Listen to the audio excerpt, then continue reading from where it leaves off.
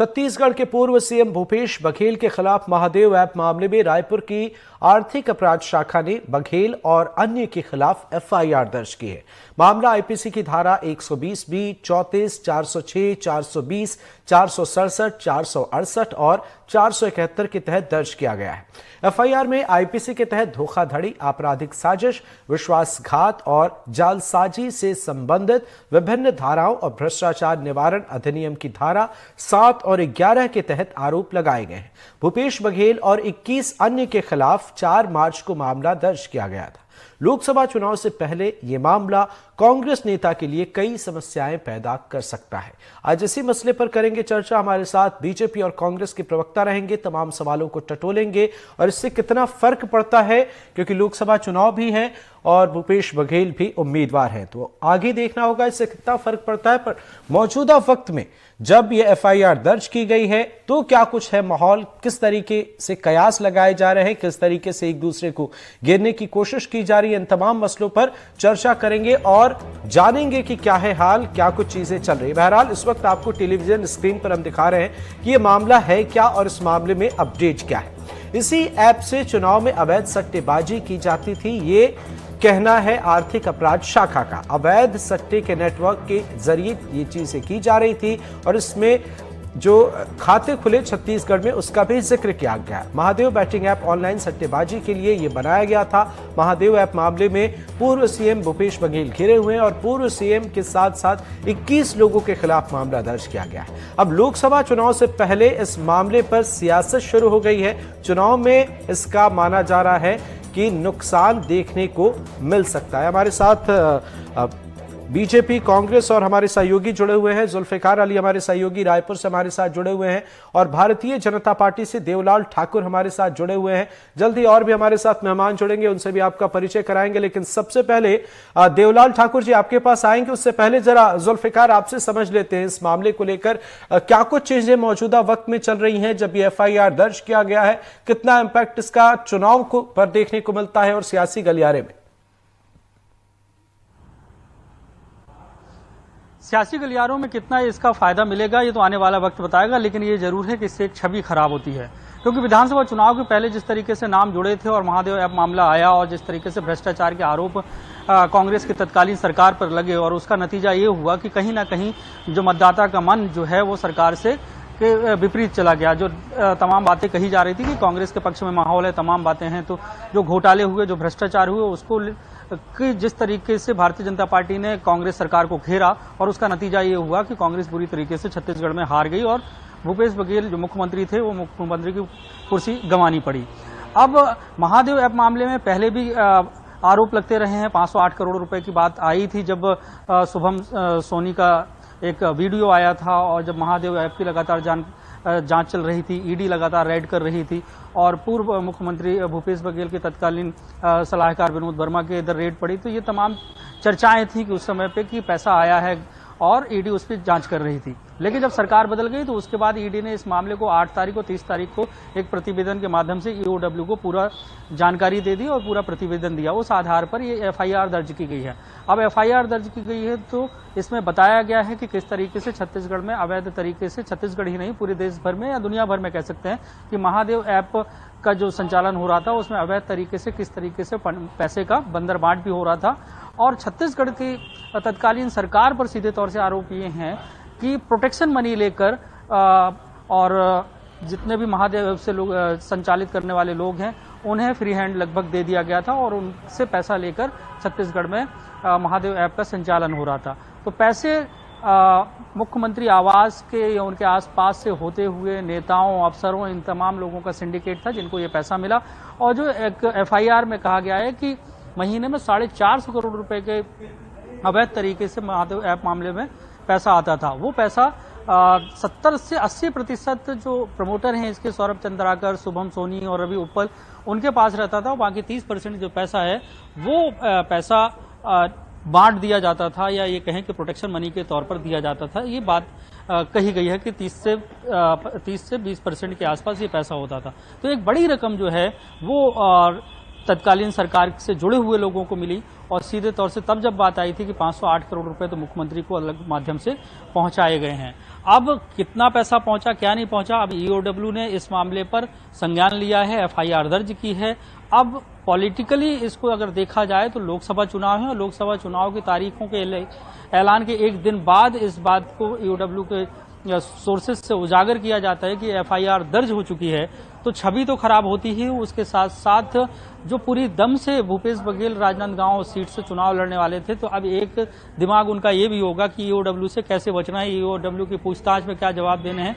तो जो ताकत है वो ताकत कहीं ना कहीं लोकसभा चुनाव के पहले आधी होती नजर आएगी, क्योंकि आधा दिमाग वो राजनांदगांव लोकसभा सीट में लगाएंगे और आधा दिमाग की ईओडब्ल्यू की कार्रवाई से कैसे बचना है।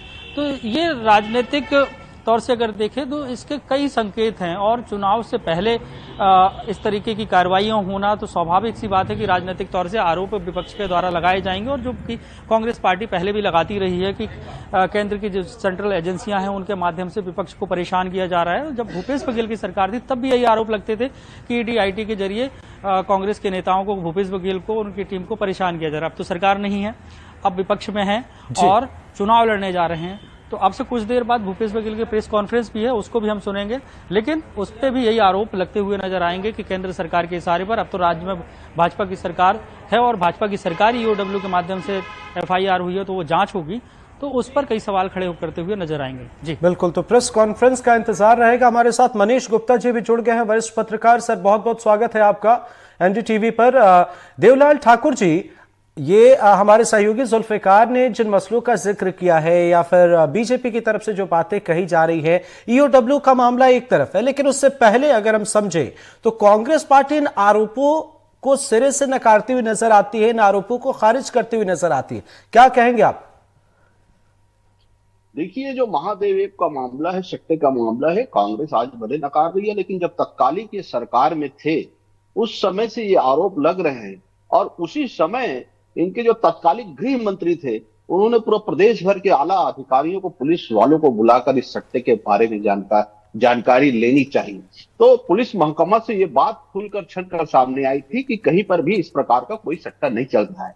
लेकिन उस समय हिस्सेदारी की जंग में इनके गृह मंत्री जी ने 29 नाम की लिस्ट सौंपी थी, जो आज तक उस समय के पुलिस व्यवस्था ने उजागर नहीं किए। आखिर 29 नाम कौन थे? क्या उसमें सीएम का भी नाम था? तो इस चीज को कांग्रेस को बताना चाहिए। इस प्रदेश के पूर्व मुख्यमंत्री भूपेश बघेल जो भी प्रेस कॉन्फ्रेंस करने जा रहे हैं, उनको भी बताना चाहिए कि आखिर मुख्यमंत्री और गृह मंत्री के बीच में क्या हिस्सेदारी की जंग छिड़ी हुई थी कि जिस प्रकार से पुलिस वाले कह रहे थे कि सट्टा नहीं चल रहा है, किसी भी प्रकार का इस प्रकार का ऑनलाइन सट्टा नहीं चल रहा है, और एक तरफ उनके गृह मंत्री लिस्ट सौंप देते हैं, कहीं उनका नाम भी उसी समय तो नहीं था। इस बात को उनको पहले ही आत्मचिंतन कर लेना चाहिए। और ये बात किसी से छुपी नहीं है कि दुर्ग भिलाई में रहने वाले लोग ही उस महादेव ऐप का संचालन करते हैं, और ये जो पूर्व मुख्यमंत्री है उनका गृह जिला भी दुर्ग जिला है। तो कहीं ना कहीं इनके बीच में सांठ-गांठ होने की बात को संदेह आज अपराध दर्ज करने की स्थिति में आ गई है। तो कहीं ना कहीं इनकी संलिप्तता तो उसी समय से पाई जा रही थी, और लोगों के मन में ऐसा था कि ये जो महादेव ऐप है ये छत्तीसगढ़ के मुख्यमंत्री श्री भूपेश बघेल जी के संरक्षण में चल रहा है, जिसमें प्रदेश में कई ऐसे हालात हुए कि कई बच्चों को आत्महत्या करने तक की नौबत आई। रायगढ़ में आप सट्टे की हालत, ऑनलाइन सट्टे में एक युवक आत्महत्या किया, आपका धमतरी में एक युवक ने आत्महत्या कर लिया। इनके ऊपर तो आत्महत्या के लिए प्रेरित करने वाली धारा का भी उपयोग करना चाहिए, जो हमारे यहाँ के नौजवान बच्चों को ऑनलाइन सट्टे के माध्यम से जो धकेल दिया गया। और आज जो अपराध बढ़ रहे हैं, जो बच्चों में अपराध बढ़ रहे हैं, उसका मूल कारण यही है कि ऑनलाइन में सट्टा खेलने के लिए जो पैसे की जुगत लगाते हैं, जिसके कारण से नशे का भी लत को ले लेते हैं। इस कारण से समाज में ये गतिविधियां बढ़ रही है। इसको तत्काल बंद करना चाहिए और इससे जुड़े हुए लोगों को तो जेल में होना चाहिए। जी ठीक है। मनीष गुप्ता जी, देवलाल ठाकुर जी जो कह रहे हैं ये बीजेपी का एक पक्ष हो गया, मामला नया नहीं है, आपने कांग्रेस का भी पक्ष आपको पता ही है, और सहयोगी हमारे जुल्फिकार उन्होंने भी जो अपडेट है उसका जिक्र किया। कैसे समझे सर इस पूरे मामले को? अगर समझना चाहे तो जो चीजें चल रही हैं फिलहाल, क्या कुछ इम्पैक्ट यहां पर नजर आता है, या फिर आगे क्या कुछ आप उम्मीद करते हैं? देखिए अमृत जी, राजनीति परसेप्शन का खेल है, और जिस तरीके से टाइमिंग जो है उसमें एक बड़ा रोल प्ले करता है। महादेव ऐप का जो मामला है पुराना मामला है, कांग्रेस शासनकाल में इसकी काफी चर्चा हुई और काफी जांच पड़ताल भी हुई इसमें। इसके तार दुबई और सिंगापुर से भी निकाले गए। कहीं ना कहीं जिस प्रकार के एविडेंस मिले, उसमें ईडी और बाकी जांच एजेंसियों को 508 करोड़ का जो मामला पिछले दिनों उजागर किया गया, और उसमें कई लोगों के नाम भी सामने आए थे। हालांकि ये बात अभी पूरी तरीके से स्पष्ट नहीं है कि इसमें पूर्व मुख्यमंत्री भूपेश बघेल जी का कितना रोल है, कितना इन्वॉल्व है वो। पर ये मामला काफी पुराना है, उनकी सरकार के समय का है। रही बात एफआईआर की, तो जब पहले भी जांच एजेंसियां ये कहती थी कि महादेव के खिलाफ में बहुत सारे लोग अभी भी बचे हुए हैं, तो हो सकता था उस समय भी एफआईआर हो गई होती। पर एफआईआर की जो टाइमिंग है, लोकसभा चुनाव के ठीक पहले 4 तारीख को ईओडब्ल्यू में जो है एफआईआर दर्ज की जाती है, और आज जो है उसका खुलासा होता है। निश्चित रूप से आचार संहिता के बाद जब खुलासा होगा तो कहीं ना कहीं इसको लेकर के एक परसेप्शन जरूर बनता है कि इस चुनाव के माध्यम से, इस चुनाव में आचार संहिता के बीच में जिस प्रकार से एफआईआर हुई, ये कहीं ना कहीं इसकी राजनीतिक पहलू जो है वो दिखाई देते हैं। और चुनाव में जिस प्रकार से कांग्रेस ने 6 हैवीवेट कैंडिडेट्स उतारे हैं, राजनांदगांव से भूपेश बघेल जो है वो स्वयं कांग्रेस के कैंडिडेट हैं, तो कहना मतलब मुझे लगता है कहने में ये गुरेज भी नहीं होना चाहिए कि इसका एक पॉलिटिकल जो एंगल भी है, और इसके माध्यम से जो आने वाले चुनाव में ये राजनीतिक गहराएगी। एक बात और बताना चाहता हूं, देखिए हमेशा पहले भी कई बार ऐसे मामले आए हैं। आपको याद होगा कि भानु प्रतापपुर का जो उपचुनाव हुआ था, उस समय भाजपा के जो प्रत्याशी थे ब्रह्मानंद नेताम, उनके खिलाफ में बहुत पुराना मामला, झारखंड का मामला सामने लाया गया था। एन चुनाव के टाइम में वो मामला लाया गया था, भाजपा की बहुत किरकिरी हुई थी, और उसके माध्यम से भाजपा जो है लास्ट तक जो है वो सिर्फ अपने वो सफाई देती रही, और बाद में चुनाव के बाद वो मुकदमा कहां गया, क्या हुआ, उस पर कोई विचार नहीं किया गया। वही मुझे ऐसा लगता है कि ये चुनाव को लेकर के भाजपा की भी रणनीति संभवतः होगी, लेकिन ये बात कहना भी जल्दबाजी होगी कि उसमें पूर्व मुख्यमंत्री का कितना रोल है। ये तो मुझे लगता है कि आगे चल करके जब इसकी विवेचना होगी, या गिरफ्तारियां होंगी, या इसको लेकर के कोई न्यायालय का कोई दिशा निर्देश आएगी, तब उसके बाद ये कहना मतलब मुझे लगता है काफी तर्कसंगत होगा। आज की डेट पर सिर्फ हम इतना जरूर कह सकते हैं कि भाजपा ने अपने तर्कस से एक तीर चलाया है, जिससे कांग्रेस आज जो है बचाव की मुद्रा में आ गई है, और चुनाव में एक परसेप्शन क्रिएट करने की जरूर कोशिश की जा रही है कि जो पुराने समय में कांग्रेस की जब सरकार थी, और जिस तरीके से कांग्रेस ने यहां सत्ता का दुरुपयोग किया, चाहे कोल स्कैम हो, या डीएमएफ का घोटाला हो, या महादेव ऐप हो, ये जो है आज भी इनकी जांच चल रही है, और आने वाले समय में कुछ और गिरफ्तारियां होंगी, ऐसा कह करके कांग्रेस, मुझे लगता है भाजपा जो है वो इस मामले को सामने ला रही है। बिल्कुल खास मसले का आपने जिक्र किया, बहुत बहुत शुक्रिया मनीष जी। आपने टाइम फ्रेम का जिक्र किया, ये बेहद खास है। हमारे साथ अमित श्रीवास्तव जी भी जुड़ गए हैं कांग्रेस पार्टी से। बहुत बहुत स्वागत है सर आपका, आपके पास आ रहे हैं। लेकिन उससे पहले देवलाल ठाकुर जी, यहां पर गुप्ता जी ने कुछ मसलों का जिक्र किया। मसलन टाइम फ्रेम को अगर हम देखें तो इसे नजरअंदाज नहीं किया जा सकता, चुनाव के ठीक पहले एफआईआर। दूसरी तरफ कांग्रेस यह आरोप लगाती है कि केंद्रीय एजेंसियों का दुरुपयोग किया जा रहा है। इसके साथ साथ मामला सियासी है, तो सवाल उठेंगे सर, क्या कहेंगे आप? किस तरीके से इन आरोपों को सिरे से खारिज तो नहीं कर सकते, आप किस तरीके से देखते हैं, क्या कहेंगे आप? देखिए, केंद्रीय एजेंसी नहीं, मैं तो इनकी सरकार में, इनकी सरकार के समय गृह मंत्री थे, उन्होंने ही जांच की मांग की थी, उसी को बता रहा हूं मैं। और छत्तीसगढ़ में जितने भी प्रमुख अखबार हैं, चैनल है, उसमें प्रकाशित भी हुआ कि गृह मंत्री जी 29 नामों की सूची सौंप दी है इस प्रदेश में महादेव ऐप में, लेकिन उन 29 नाम आज तक भी उजागर नहीं हुए। क्या उसमें भूपेश बघेल जी का भी नाम था इसलिए उजागर नहीं हो पाया? रही बात भारतीय जनता पार्टी की, भारतीय जनता पार्टी को इस पर राजनीति करने की आवश्यकता नहीं है। अगर चोर चोरी किया तो अंदर जाएगा, अगर भ्रष्टाचार किया है तो अंदर जाएगा। उसमें हम पार्टी भारतीय जनता पार्टी को इससे कोई वो नहीं है। हाँ, ये भारतीय जनता पार्टी की नीति अवश्य रही है कि इस देश को भ्रष्टाचार से मुक्त बनाया जाए, और जो अभी भारतीय जनता पार्टी की अगर सरकार है तो महादेव सट्टा, अवैध दारू, अवैध खनन, इन सबके लिए कोई भी जगह नहीं है। भारतीय जनता पार्टी सुशासन वाली पार्टी है और सुशासन चलेगी। इसमें तो आम जनमानस तो यही चाहती है कि हमारा जो छत्तीसगढ़ है सुख शांति अमन से यहाँ के लोग जिए। यही तो छत्तीसगढ़ की जनता चाहती है और भारतीय जनता पार्टी यही करना चाहती है। इसमें राजनीति वाली कोई बात नहीं है जी। ठीक है तो देवलाल जी, अमित जी से जवाब ले लेते हैं। अमित श्रीवास्तव जी, क्या इत्तेफाक है सर, चुनाव के पहले आपके नेता मुश्किलों में आ जा रहे हैं? देखिए ना, कहते हैं अमृत जी कि हमने इस दौर में अंदाज निराले देखे हैं, फैसला कत्ल का कातिल के हवाले देखे हैं। आप बहुत वरिष्ठ पत्रकार है, बेहतर समझते, जनता भी समझती है। विधानसभा चुनाव के पूर्व एक ऑडियो आ जाना और उसके बाद लोकसभा चुनाव के पहले फिर ये एफआईआर करना, ये संयोग है कि प्रयोग है, ये भी जनता को बताना चाहिए। और जिस प्रकार से मैं बता दूं कि राजनीतिक दिवालेपन की शिकार ये पार्टी लोकतंत्र के लिए इतनी हानिकारक हो गई है कि जनता सारी चीजों को तब समझने लग गई है। और आपको मैं एक बात बता दूं कि आप बहुत हल्ला मचा रहे हैं, 2 घंटे से देख रहा हूं, कई सारे चैनलों पे हमने बाइट दिया, लेकिन आपको मैं बता दूं एफआईआर होना भाजपाइयों को समझ लेना चाहिए। एज अ लॉयर मैं कह रहा हूं कि अपराध दोष सिद्ध होना नहीं होता है। अभी एक प्रोसेस के तहत एफआईआर हुई है, अब हम न्यायालय पे, हमारे इस देश के संविधान पे और न्यायालय पे हमारी अटूट आस्था है। और मैंने ऐसे बहुत से एफआईआरों को क्वेश कराया भी है और क्वेश होते देखा भी है।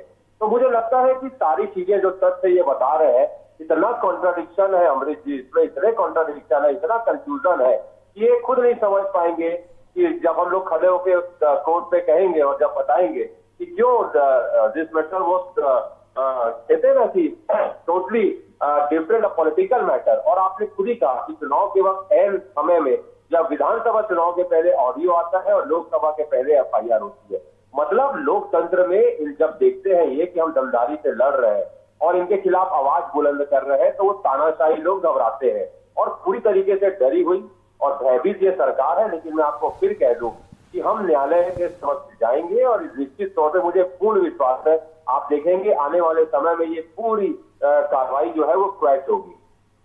जी अमित श्रीवास्तव जी, बिल्कुल आप न्यायालय के पास जाएं, आप दरवाजा खटखटाएं, पर चुनाव के पहले टेक्निकल पहलू और लीगल टर्म्स हम और आप समझ सकते हैं, आम जनता नहीं समझती है। अब एफआईआर और एफआईआर की कॉपी का सोशल मीडिया पर वायरल होना कहीं ना कहीं कांग्रेस के लिए मुश्किल खड़ी कर रहा है।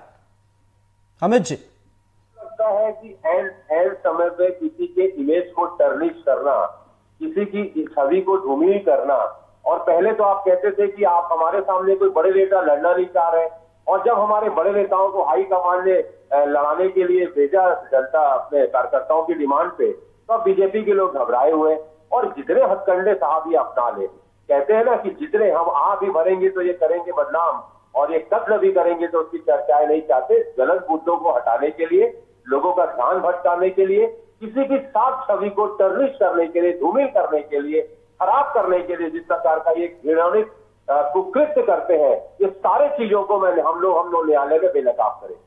बिल्कुल अमित जी, आप शेरो शायरी तो बहुत अच्छी कर लेते हैं, लेकिन डिफेंड करने के मामले में कांग्रेस मुझे लगता है कि कहीं ना कहीं थोड़ी पीछे है बीजेपी से। अमित गुप्ता जी, क्या मानना है आपका, जो चीजें चल रही हैं, या फिर ठाकुर जी ने और अमित जी ने अपने अपने पक्ष यहां पर रखे हैं, इस बीच अगर हम समझें पॉलिटिकल एक मामला, एक पहलू जो कि बेहद खास हो जाता है, लोकसभा चुनाव भी है, वे कैंडिडेट भी हैं, सोशल मीडिया पर चीजें वायरल हो रही हैं और पब्लिक के बीच जो मैसेज भेजे जा रहे हैं इतने परफेक्ट नहीं हैं, या फिर वो उतने बेहतर तरीके से चीजों को नहीं समझ पा रहे हैं, तो इससे कहीं ना कहीं इंपैक्ट मुझे लगता है कि थोड़ा बहुत तो होना ही है।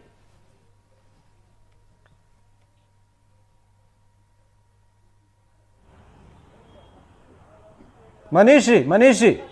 हाँ जी, मुझसे कहा आपने? जी हाँ, नहीं, निश्चित रूप से देखिए, राजनीति परसेप्शन का खेल है और एन चुनाव के टाइम में बहुत सारे आरोप प्रत्यारोप, बहुत सारे एफआईआर, अब तो नई परिस्थितियों में एफआईआर भी जो है वो कहीं ना कहीं एक परसेप्शन का कारण बन गई है।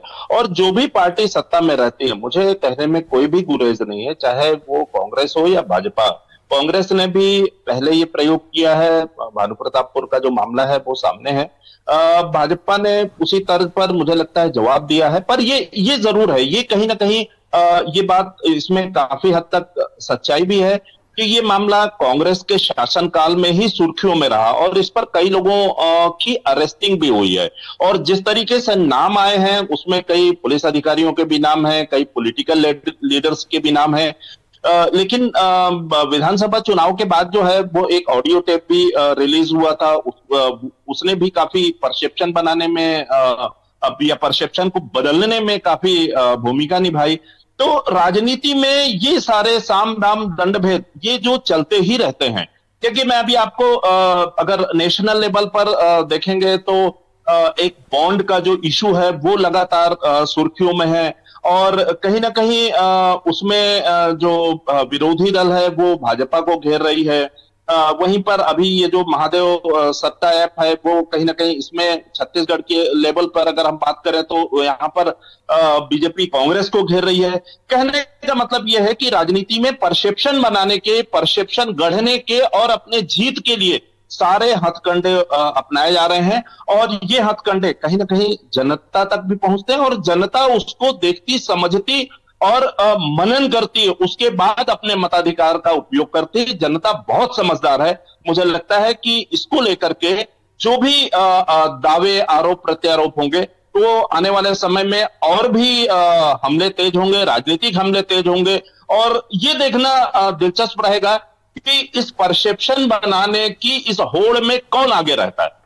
बिल्कुल जुल्फिकार, अभी तक के कांग्रेस के डिफेंड को अगर हम समझें और ईओडब्ल्यू ने जिन तथ्यों का जिक्र किया है, जिन मसलों का जिक्र किया है, जिसमें सबसे खास ये हो जाता है कि यहां पर अवैध गतिविधियों को लेकर अनुमति शीर्ष नेताओं की तरफ से दी गई। दूसरा मसला है 508 करोड़ रुपए की रिश्वत का।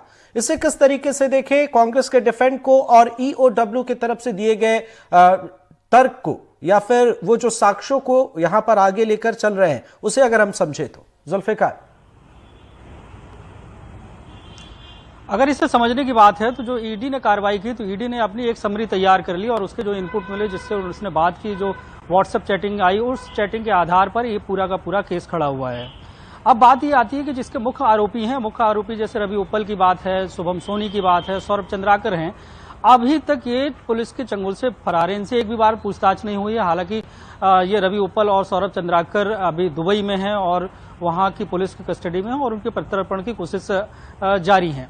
तो जब इनसे पूछताछ होगी, इनसे कुछ साक्ष्य मिलेंगे। अभी पूरी की पूरी सिर्फ कहानी पे बात चल रही है कि किस तरीके से पैसा आया, कहाँ गया और कौन कौन को पैसा कितना मिला। पूरी कहानी जो है एक ये कहें कि एक सरकमस्टेंशियल जो एविडेंस बनते हैं, जो परिस्थितिजन्य साक्ष्य तैयार किए जाते हैं, तो परिस्थितियों में एक कहानी के तौर पर ये पूरी कहानी तैयार हुई है कि ऐसा पैसा आया और इतना पैसा यहाँ गया, ये कहानी है। अब ईओडब्ल्यू ने इस पूरे मामले को रजिस्टर्ड कर लिया है। तो रजिस्टर करने के बाद ईओडब्ल्यू अब अपनी जांच करेगी और जांच करने के बाद वो साक्ष्य जुटाएगी। ये भूपेश बघेल से भी अब नाम है तो उनसे पूछताछ करेगी और वो तमाम चाहे इलेक्ट्रॉनिक एविडेंसेस हों या मौखिक हों या लिखित हों, इन सबको वो इकट्ठा करेगी और इकट्ठा करने के बाद कि पैसा कहाँ से आया, कितना मिला, किसके माध्यम से आया, तो ये पूरी एक चेन जो बनती है। हालांकि जो अभी ईओडब्ल्यू जो एफआईआर दर्ज की है, तो एफआईआर दर्ज की है तो यहाँ पे बीच के व्यक्ति का नाम ही नहीं है एफआईआर में कि बीच का व्यक्ति कौन था। सीधे तौर से भूपेश बघेल का नाम है और जो उनके ओएसडी हैं उनको अन्य में सबको डाल दिया गया। तो कोई तो एक किन पिन होगा इन दोनों के बीच में बातचीत कराने के लिए। तो ये कई सारे अभी सवाल उठते हैं। तो अभी प्रथम दृष्टया देखें तो ये एफआईआर है, फर्स्ट इन्फॉर्मेशन रिपोर्ट है और उसके बाद जब इसमें जांच होगी, जांच के बाद बहुत सारी चीजें सामने आएंगी। अब समय ऐसा है, टाइमिंग ऐसी है, तो उस पर पॉलिटिकल आरोप स्वाभाविक सी बात है लगेंगे ही, क्योंकि चुनाव का समय है और चुनाव के समय में अगर इस तरीके की एफआईआर होती है तो उससे पॉलिटिकली जो आरोप हैं, एलिगेशंस हैं, वो लगाए जाएंगे कि एक मोटिव के तहत। बिल्कुल, और ये चीजें हो भी रही हैं। जुल्फिकार, देवलाल ठाकुर जी आपसे एक शॉर्ट कमेंट चाहेंगे सर। कांग्रेस के नेता या ऑपोजिशन के कई नेताओं ने यह कहा है कि क्या बीजेपी के सभी नेता दूध के धुले हैं, उनके अगेंस्ट एक्शन क्यों नहीं लिया जाता, और ईओडब्ल्यू की जो जोर आजमाइश का टाइम फ्रेम है, ये कई सवाल खड़े करता है सर। देखिए, 5 साल तक इनकी भी सरकार थी। अगर इनको लगता है कि भारतीय जनता पार्टी ने कोई भ्रष्टाचार किया था तो इनकी सरकार थी। क्या इन्होंने चूड़ी पहन रखा था, या इनकी पुलिस प्रशासन कमजोर हो गई थी, या इनके पास साक्ष्य नहीं थे? बोलना अलग बात है, किसी भी दल के लोगों को भ्रष्टाचार करने के लिए, मतलब बदनाम करने की जो साजिश है वो कांग्रेस की पुरानी आदत है।